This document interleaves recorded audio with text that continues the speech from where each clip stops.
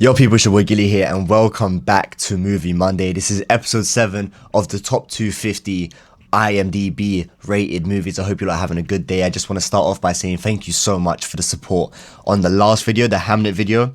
It's still rising as of now. It's doing very, very well. So again, thank you so much. If you haven't watched it, please do. And yeah, welcome back to, again, like I'm saying, episode 7 of Movie Monday. This series is going great so far.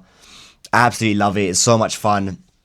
You know, broadening my horizons so much when it comes to movies and cinema. So yeah, let's just get straight into it. So the 5 movies that I have rolled for this week were 153, 138, 126, 140. Some great picks, some not so great picks, but again, let's just get straight into it. Starting off with number 153, we have A Beautiful Mind starring Russell Crowe.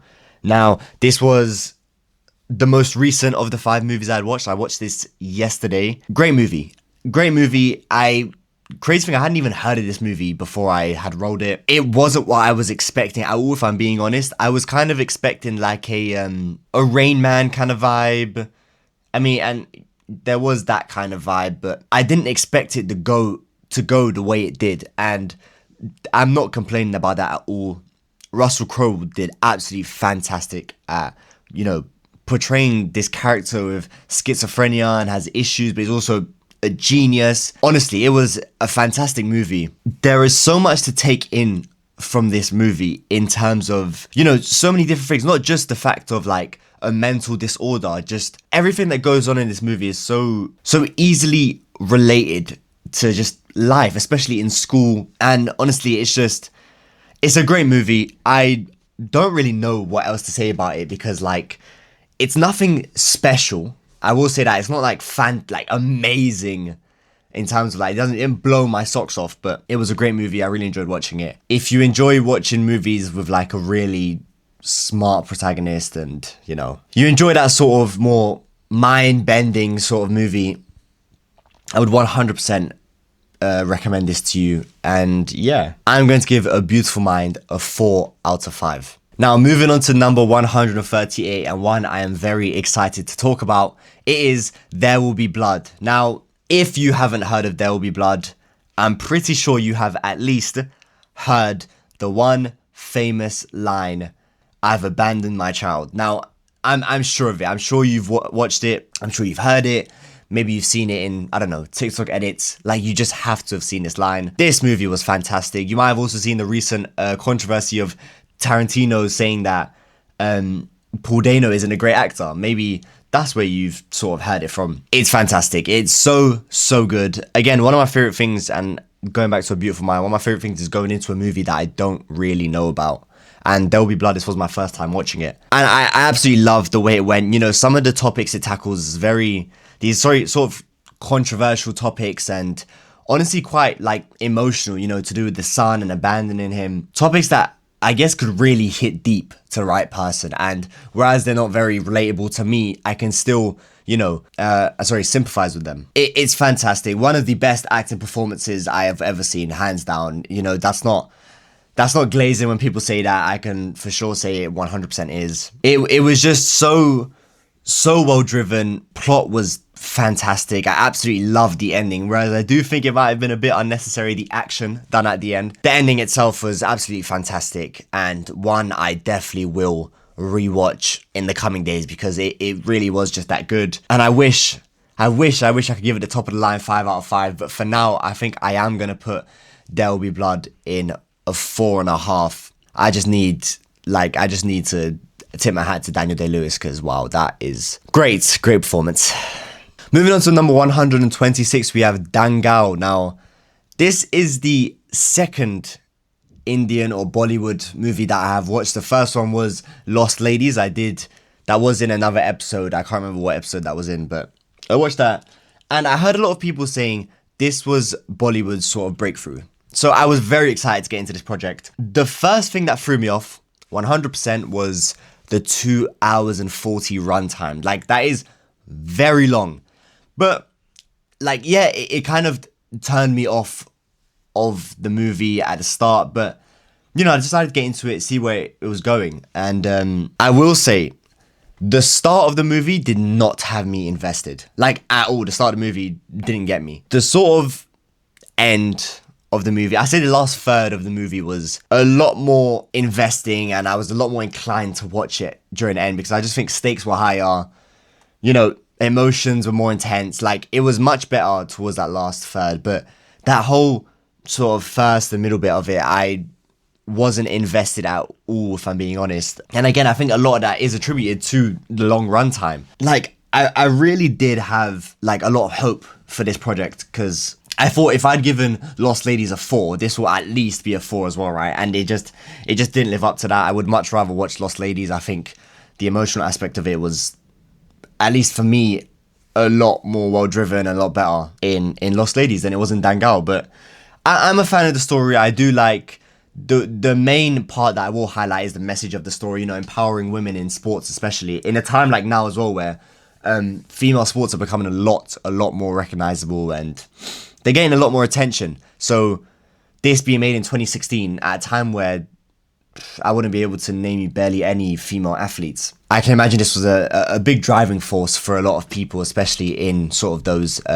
Asian regions. And yeah, I enjoyed it. I think that was the best bit, the message behind it. I really can congratulate them on what they've done. And, you know, it is a true story. So as far as I know, that is the most accurate true story they've ever accomplished. So, but again, I just can't sort of shake off what I said earlier about the starting like 2/3 of the movie.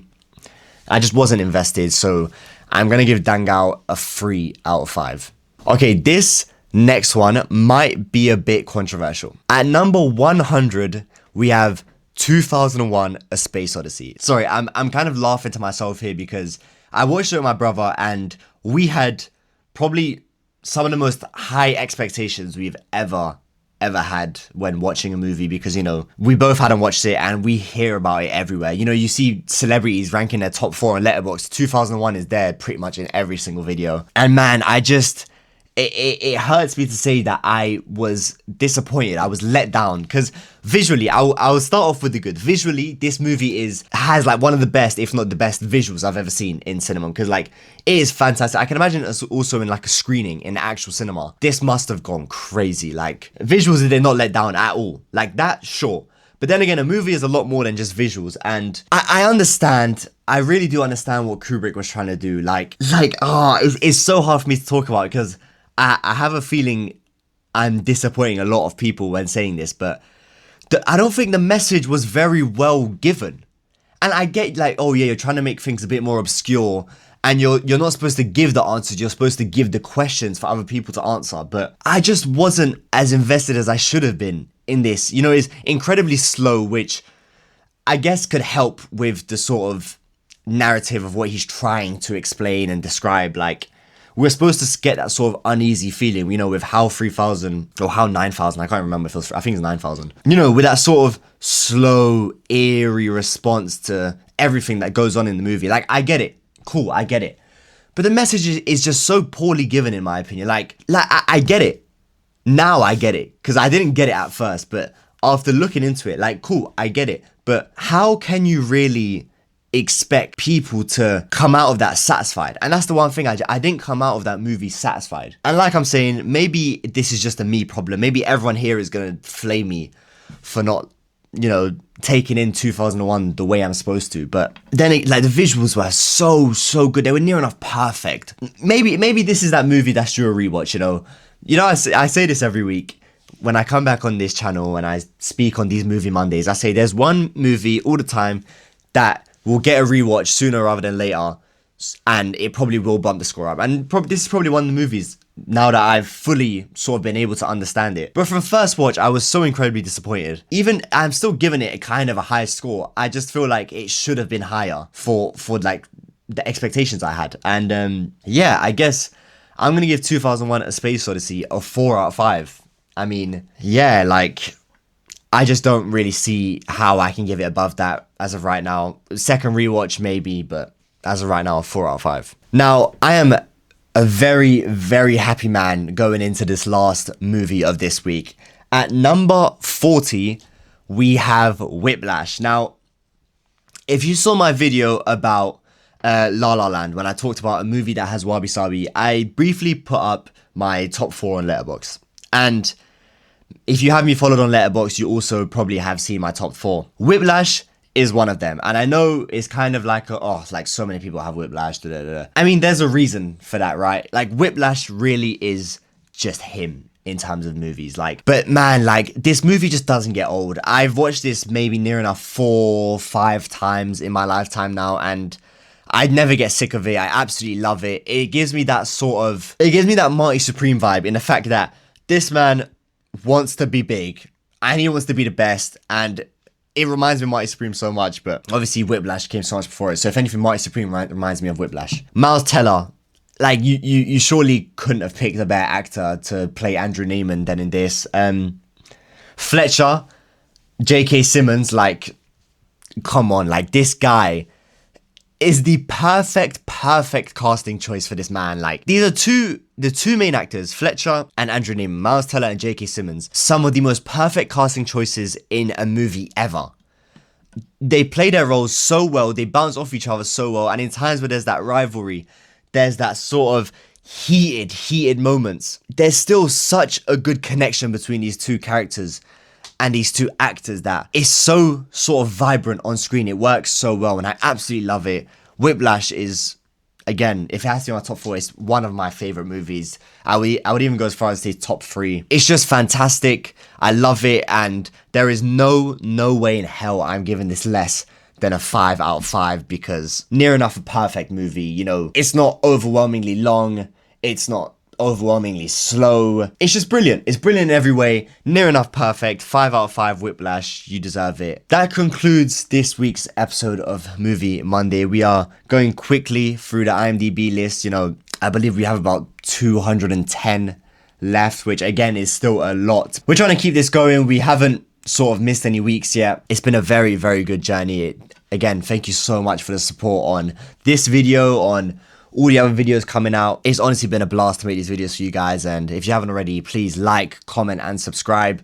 Let me know your thoughts in the comments. We can debate, have any friendly arguments. Yeah, if you haven't followed my Letterboxd, I'll put it up on the screen right now. You can see all my early reviews, see if I change any of my top 4 on Letterboxd, which, you know, maybe this year might be the year that something changes. You never know. But yeah, thank you so much for watching, and I'll see you in the next one. Peace.